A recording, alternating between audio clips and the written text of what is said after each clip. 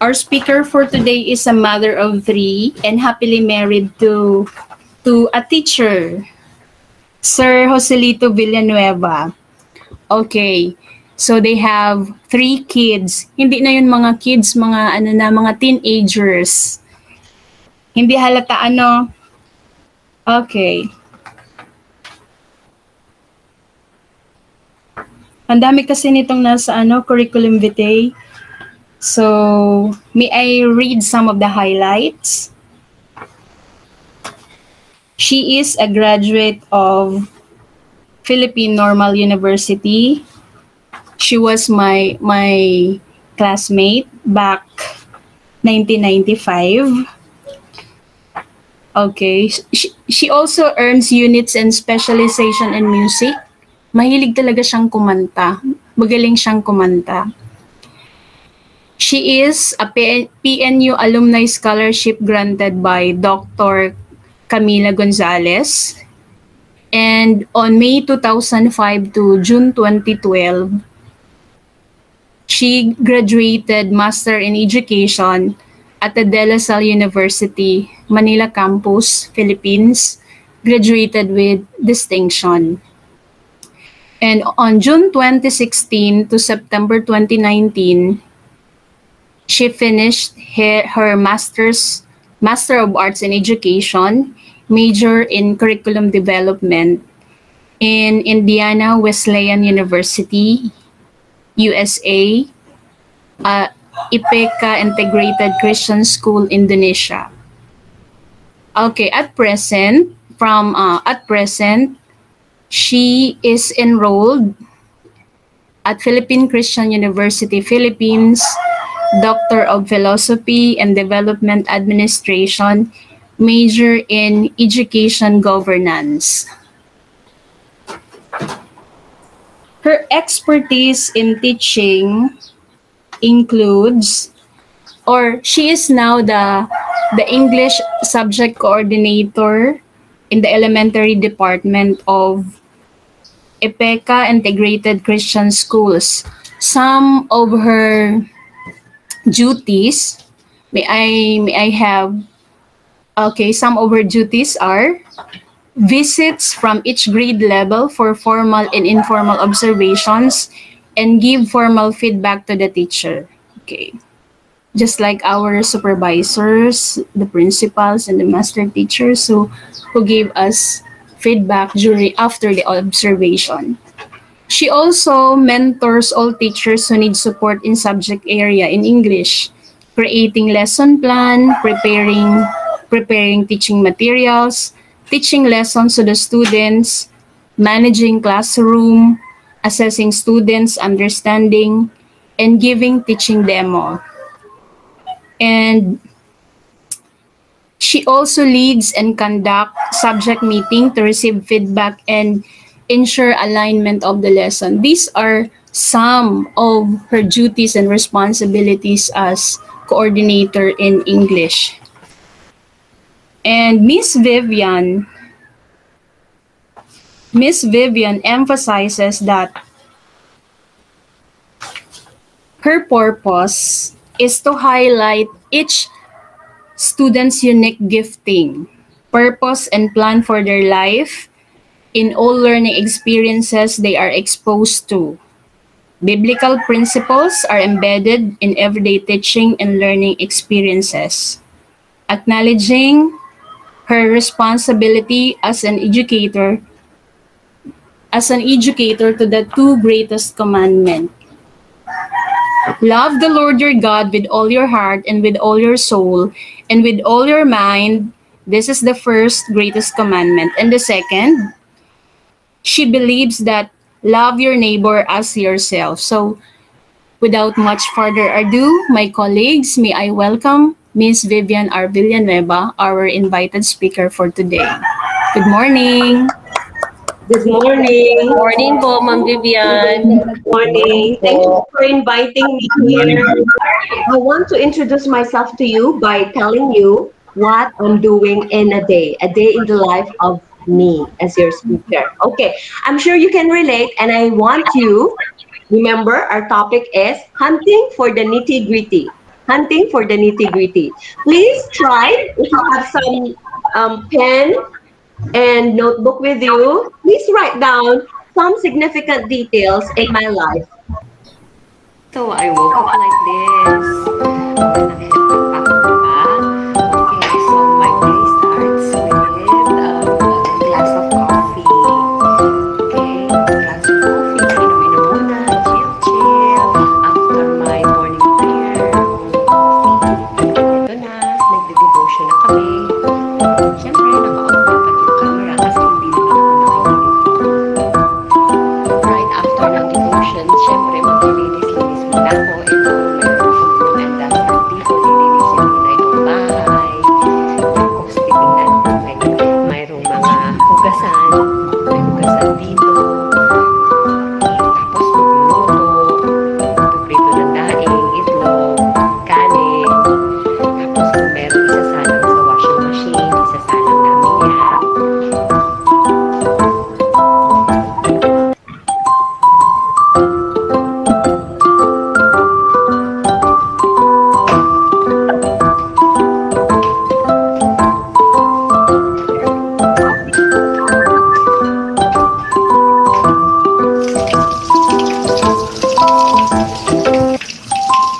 Tapos, lilinisin ko na yung lugar nitong dalawang doggy. Ito kay Poopy, at saka kay Espresso. Siyempre, may mga doggy sila. Lilinisin ko itong lugar nila. This is all from here. There. 4 times.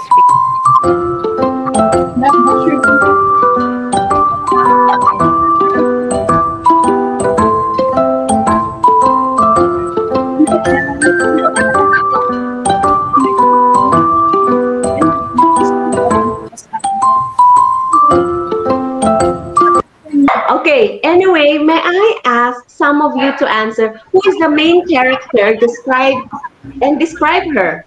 The main character is Julia herself.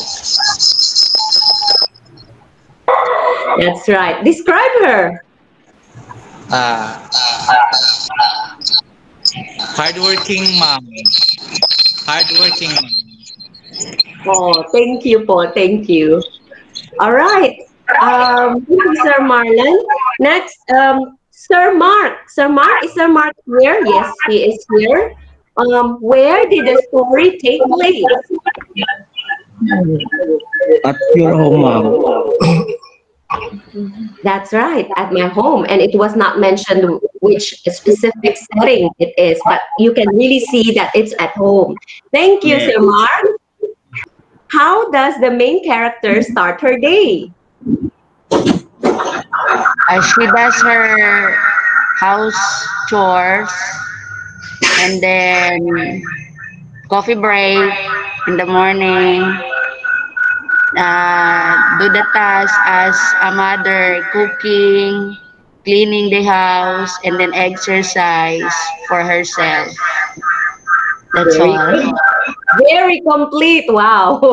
You were really paying attention and you're good in taking significant details. Thank you, Ma'am Cha. Next, number 4. This question goes to Teacher Lil. What are her favorite foods for breakfast, Teacher Lil?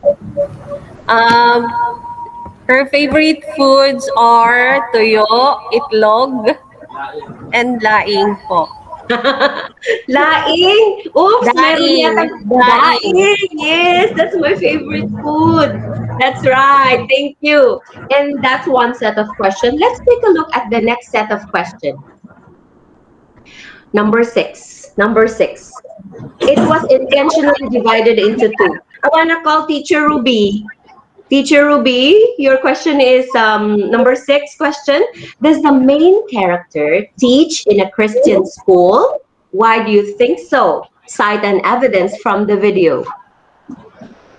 I think Ma'am Vivian is teaching in Christian school because from the video she has the morning devotion and prayer walk, and I guess she is also a Catholic or a Christian. Very good. Wow, you've given even your like assessment to my belief. Thank you. You've cited devotion, prayer. Yeah, yeah, morning devotion. Yes, online morning devotion. We've done that. That's right. Thank you. Thank you, Mom Ruby. Did she really wash the dishes? Cite a text from the video. I think she washed the dishes while holding the camera. Okay, because there's a pouring of water in the lavatory. Okay. Thank you, Teacher Jo. Um, any other answer? Did she really wash the dishes? Have you seen like, Yes can you please? po. Oh, talagang sinusuportahan yung isa't isa, ha? There's a Ay, text Ma'am there, hugas-hugas din pag may time. Okay, and then, sino nakakita ng Ma'am V, Mm-mm. Ma'am V, Yeah. I'm wondering naman talaga, how can you wash dishes while your hands is holding a cell phone and then you're just saying, paminsan-minsan nagwa-wash din. Okay. All right. Sige, thank you. Thank you for that, Joe. And Ruby, how about you? It has a text man from the video, kunwari lang, kunwari tired. Ah! You got it! Yes! Kunyari, di ba meron kunyari? That is a very important text there. Because I don't wash I don't wash the dishes. We have assignments here for our girls, for our kids. Teacher JV, Teacher JV. What emotions are evoked by the video? Cite a situation. You're being happy in that particular day, even though you're tired, but still you are happy. Yes, thank you, thank you, thank you. Okay, for Teacher Josephine, what are the main characters' interests that can be inferred from the video? What would be my interest? You want that your children be like you, enjoying the task, happy by doing the task, and you want them to be alert and active also, and dedicated to the work. All right, thank you. Mom Vivian has interest in plants because she is a plantita and also an animal lover. She wants feeding the dog. Yes, very good. Yeah, in that video, you would see my interest, even if I didn't really tell you what my interests are, right? Thank you for sharing, everyone. Good job. Okay, so please think about these two sets of questions, and we'll go back to that later. Okay, why did I put them into two different categories? The blue box and the red box. But let's move on. Since you've already known me, may I also know you? Okay, I have here wheel of names. So para masaya, di ba sabi ko nga, gusto kong masaya tayo. What was the best job you've ever had? The best job that I ever had is baker. I was once a baker, ma'am. Ah, speaker. Yeah. Can you tell us more about that speaker? Si Sir Mark, speaker pala ito. Okay? What was it about? Okay, before before I was go to college, I was employed as a baker in one of the baker store here in Naga City. Oh. So I learned a lot from baking from them. Okay, thank you, Sir Mark. Thank you po. Okay. Sir Marlon. Baker pala si Sir Marlon.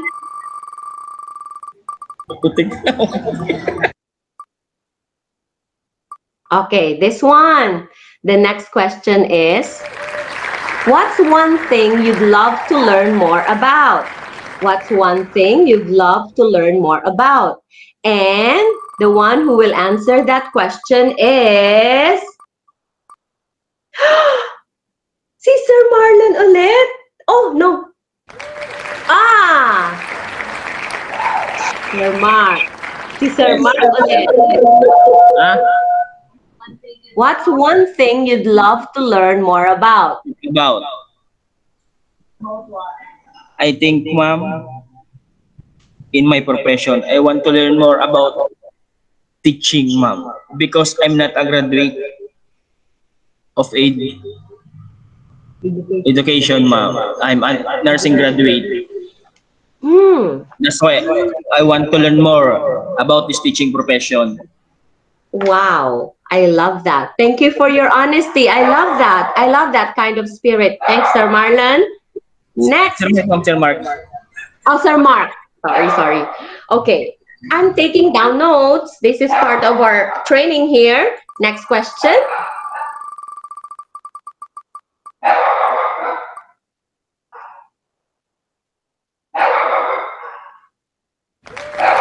This is the question. If you had to leave Earth on a spaceship and take 4 people you know, who would they be? Sino yung isasama nyo sa spaceship? Okay, let's try. Who will be the one answering the question? Teacher Tina. Teacher Tina. If you had to leave Earth on a spaceship and take 4 people you know, who would they be, Teacher Tina? Sino po isasama natin sa spaceship?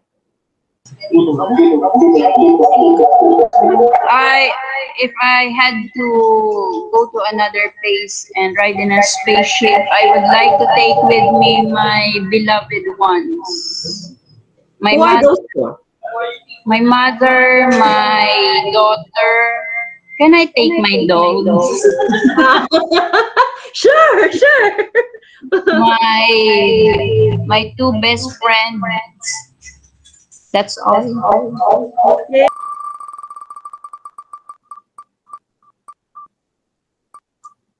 This one is interesting. Where do you want to retire? Naku, sino kaya yung sasagot niyan? Where do you want to retire?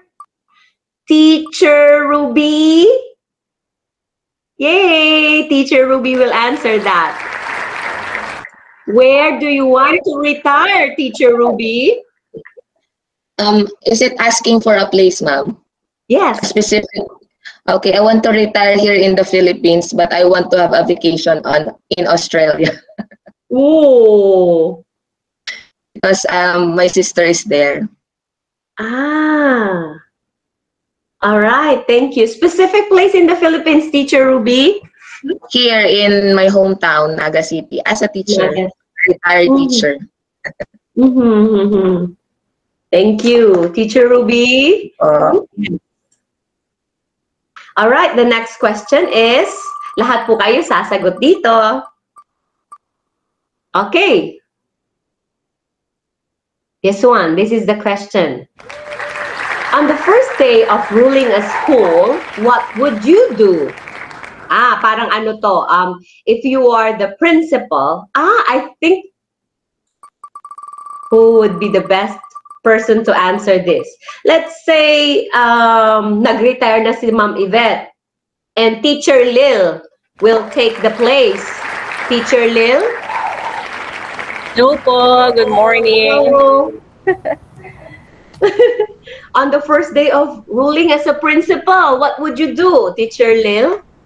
If I were the principal, oh my God, the privilege. I guess, ma'am, rule, no one will enter the school without wearing a smile. Oh! No smile, no entry. Wow! Happy lang tayo always.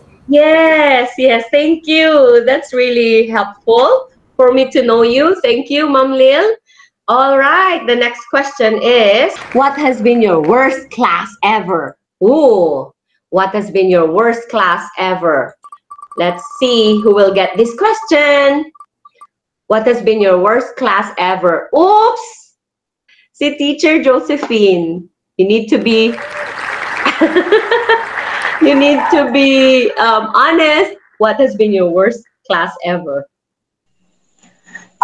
For me, ma'am, I think they're not worst, but just to get my worst class, it's the batch of my last year's batch because some of them are very naughty and very bully with other classmates.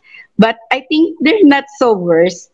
Worse lang i-compare, ma'am, sa iba niyang kaklase. Pero hindi naman, ma'am, sobrang worse. All right, thank you. All right, thank you, Miss Josephine. Sure. Okay. Next question. Let's see. Ilan na lang kayong natitira? This one. This one is interesting.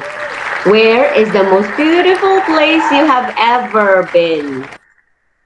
Only 3 people. Si Sir Marlon nandito pa. Si Sir, yeah. Okay, Teacher Cha. Teacher Cha. Morning, ma'am. The place where I've been at Catanduanes po, for it's very perfect for a natural resources and fresh air with those mountainous and with beaches. All right. Thank you. Thank you. Okay. Wow. Next question. I think si Teacher JB na lang natira. Okay. This is an interesting question. What would your dream house be like? So, Teacher JB. Wow. Dream house, sige. A 2-story sa taas, sa baba 2 bedrooms din, and then color white. Oh, what's in that color? And with a garden. Wow. Para feeling plantita. White House. All right. Thank you, everyone, for yes. Thank you. Thank you for sharing. Thank you. I really enjoyed our conversation. So actually, these were the questions that I've given you, and with these questions, I was able to take some details regarding you. I was able to profile you. Oh, si Sir Marlon pala, baker, and he also loved to speak.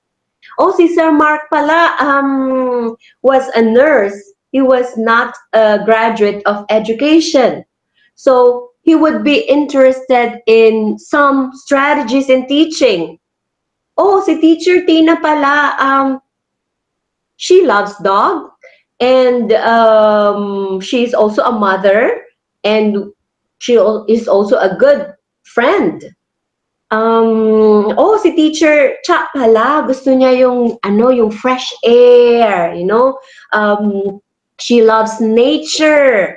Si Teacher Lil pala is a happy person. Si Teacher Ruby really loves the Philippines, and she has a sister in Australia. Si Teacher Josephine pala, I think she doesn't look at her class as worst, but because she was given this question, then she just compared those classes that she handled. Si Teacher JV pala, talagang ganun na pala si Teacher JV. Kasi nung college pa lang kami, she was very, very simple. White ang gusto niya, tahimik, ganyan yung personality niya talaga. With those, I was able to get to get significant details. Sorry, I think I've had so much fun with you guys, but these are the things that we will learn today. And I think you've learned some of those with those activities that we've given you.